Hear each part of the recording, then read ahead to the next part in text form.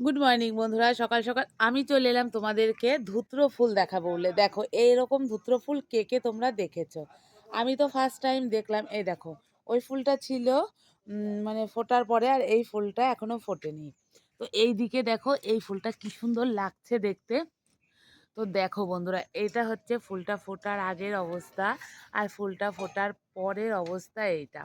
ভীষণই সুন্দর একটা কালার, যে কালারটা তোমরা দেখতে পাচ্ছ সেই কালারটাই কিন্তু এটা। কুড়ি অবস্থায় এরকম থাকে, তার আগের অবস্থা থাকে অন্যরকম, ছোটই ছিল।